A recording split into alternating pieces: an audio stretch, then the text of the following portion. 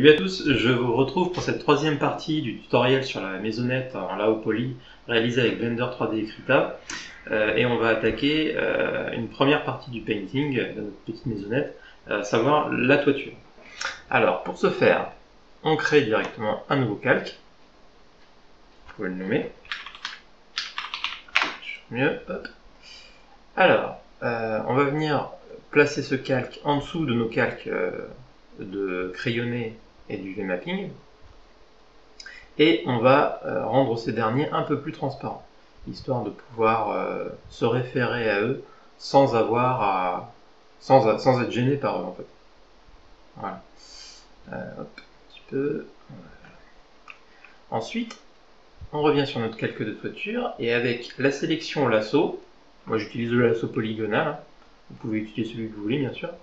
On va définir la zone qu'on va allouer à la peinture de notre toiture. Donc essayez d'être assez précis. Hop. On sélectionne les tuiles. Voilà.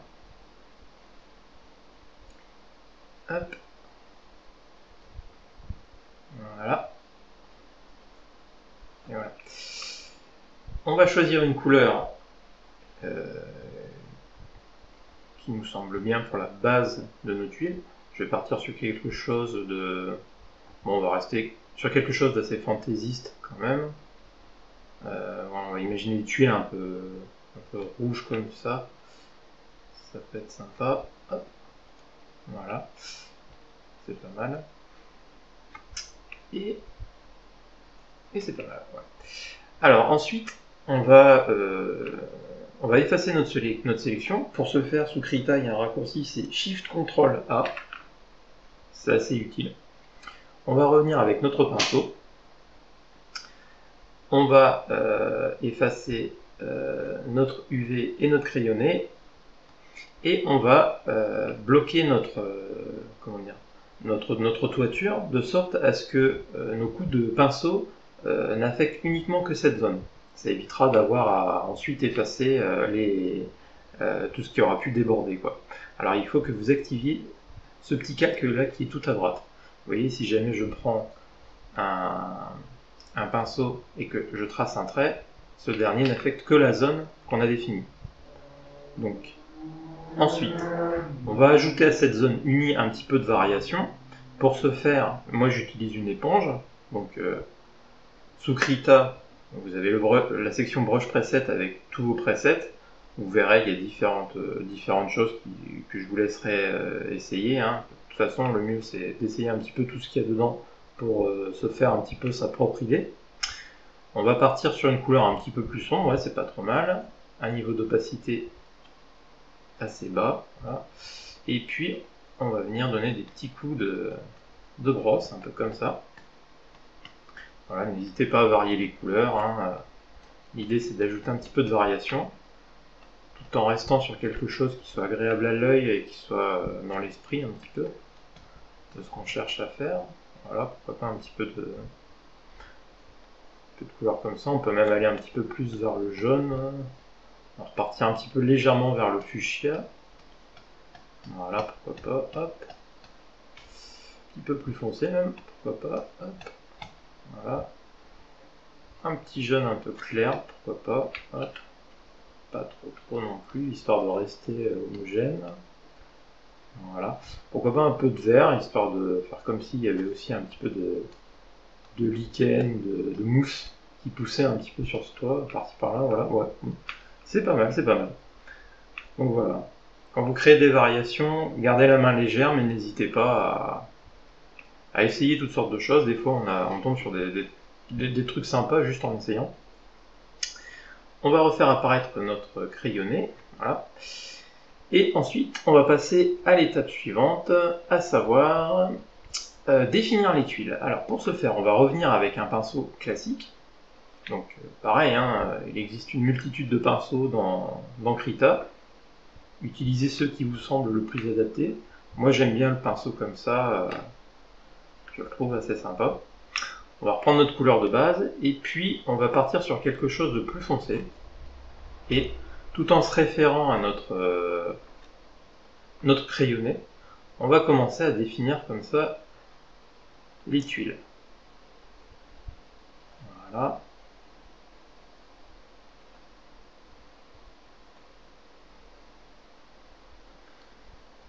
Et voilà, nos tuiles sont maintenant définies. Donc on va passer à l'étape suivante.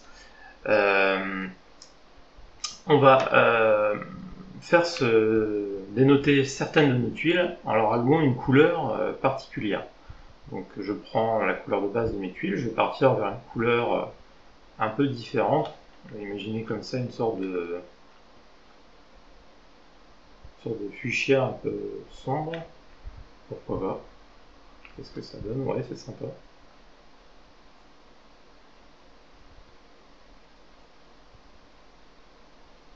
Voilà.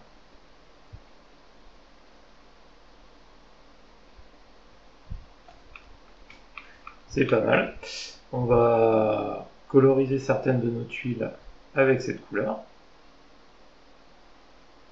Ça va donner un petit peu l'impression, ça va déjà donner une idée de variation sur la texture qui évitera d'avoir un côté trop homogène.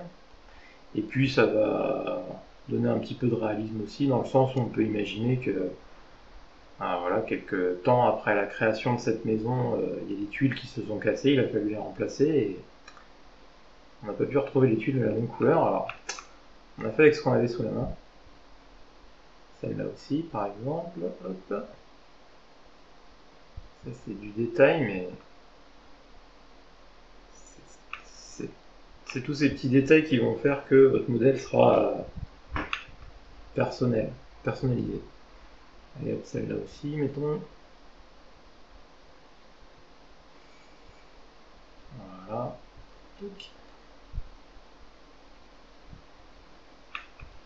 Et puis on va reprendre notre couleur de base et puis on va choisir encore une autre couleur. Par exemple, pourquoi pas une sorte de marron, un peu comme ça, c'est sympa. On va coloriser celle-là. Voilà. Celle-là.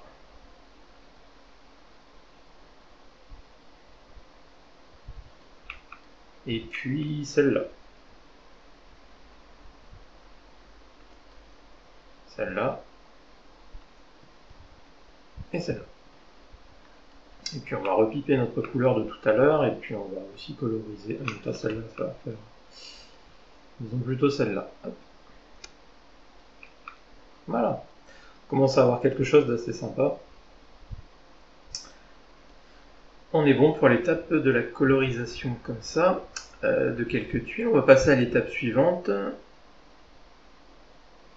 Alors, on va passer à une étape qui est assez laborieuse, mais qui est nécessaire pour avoir quelque chose de vraiment fini. On va prendre notre lasso polygonal et tout en restant sur notre calque de toiture, on va aller sélectionner les rangées de tuiles les unes après les autres. Pourquoi faire? Pour leur ajouter les ombres et lumières.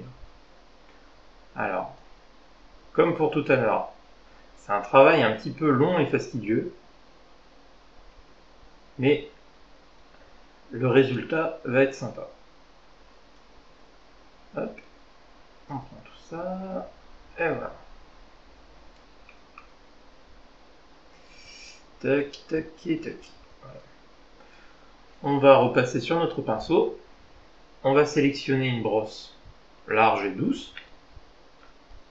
On va reprendre notre couleur de base. Et on va passer en mode écran. Donc, pour changer les modes sous Krita, c'est CTRL SHIFT. Ah, autant pour moi. C'est ALT SHIFT et la première lettre du mode qui vous intéresse. En l'occurrence écran, donc en anglais pour moi c'est Screen. Donc ALT SHIFT S. Et avec ce mode, et donc notre couleur sélectionnée, on va venir brosser comme ça la hauteur de l'arête. Et vous voyez ce qui se passe. Celle-ci s'éclaircit. Voilà, c'est exactement le résultat recherché, donc c'est parfait. Ensuite, on va chercher le mode multiplier, donc même procédure mais avec la touche M. Et cette fois, on va venir très doucement appliquer ça sur le bas de notre arête de tuile. Et comme ça, on va avoir un effet un petit peu de dégradé qui va être sympa. Donc ça, c'est pour l'arête du dessus. Ensuite, il va falloir faire la même chose pour nos rangées de tuiles. Donc on y va. Hop.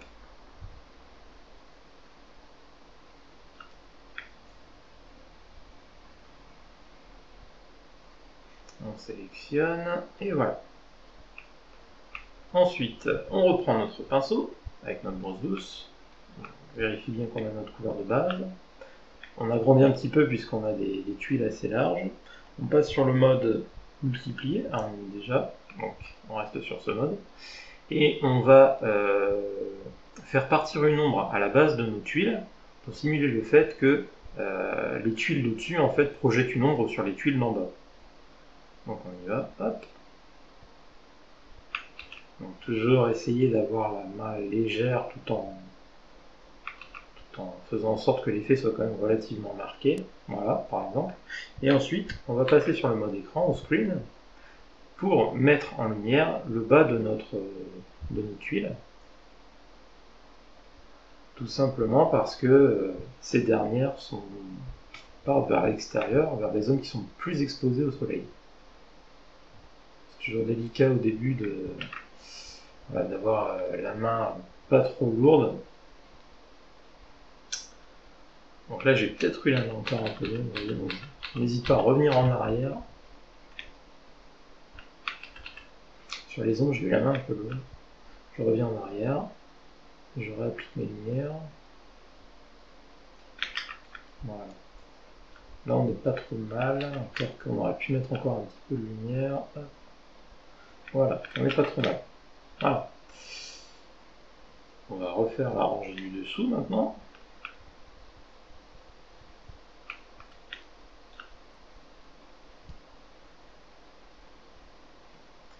Voilà. On prend notre pinceau, même procédure. On passe en mode multiplier. On projette notre ombre en gardant la main légère. N'hésitez pas à mettre un peu moins d'opacité, des fois c'est plus pratique comme ça. Bon, c'est pas trop mal. Hop. Tout en restant quand même assez léger. J'ai tendance à avoir la main un petit peu forte là. On repasse en mode écran ou screen et comme pour tout à l'heure, on va mettre en avant le bas de nos tuiles. Et voilà. Vous voyez un petit peu l'idée avec l'effet. Alors, on reproduit donc la même technique sur les autres tuiles. Bon, c'est un peu long et laborieux, donc ce que je vous propose de faire, c'est de vous retrouver tout à l'heure, une fois que j'aurai terminé. Et voilà, nous avons maintenant terminé de mettre en lumière et en ombre nos tuiles. Donc on voit que ça les fait pas mal ressortir. Seulement on voit que ça fait apparaître un petit défaut, les contours de nos tuiles sont maintenant moins réguliers que tout à l'heure. Alors ce qu'on va faire en fait maintenant, c'est qu'on va reprendre notre pinceau de base, on va reprendre une couleur assez foncée, et on va venir redéfinir encore un petit peu ces contours de tuiles. Voilà. Voilà.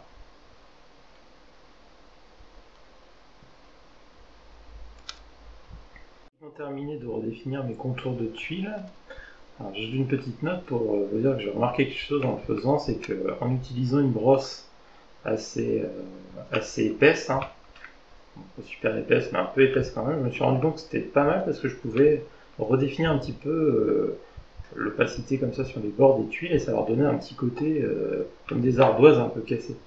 Donc petite astuce découverte sur le moment, assez sympathique.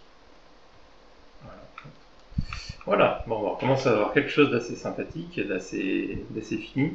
On peut toujours peaufiner, hein, on pourrait ajouter je sais pas, des éclaboussures de peinture pour avoir comme ça des petits creux par-ci par-là sur lesquels on viendrait poser de la lumière, ça pourrait être sympa.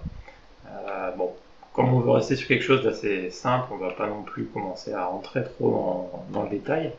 On va en rester là pour la partie toiture. On va simplement vérifier que ça fonctionne bien sous Blender. On va sauvegarder ça. Hop. Et on va l'exporter au format PNG pour voir un petit peu ce que ça donne dans Blender. oui, hop, voilà, je repasse sous Blender, je charge mon image, hop. Texte maisonnette, et je vais sélectionner mon objet, passer en mode édition, sélectionner toutes mes faces, et ensuite sélectionner ma texture pour voir ce que ça donne. Bon, c'est plutôt pas mal. C'est plutôt pas mal. Ça donne une idée déjà de ce que ça va donner dans l'ensemble. Donc il nous restera à faire les autres parties de la maison, les murs, les fenêtres, la cheminée, les parties boisées, etc. Mais le travail des tuiles, comme vous avez pu le remarquer, est assez costaud et c'est un bon petit morceau de fait. En même temps, ça prend pas des heures et des heures. Hein. Une fois qu'on a la main avec le logiciel, c'est le genre de choses qui peut être fait assez rapidement.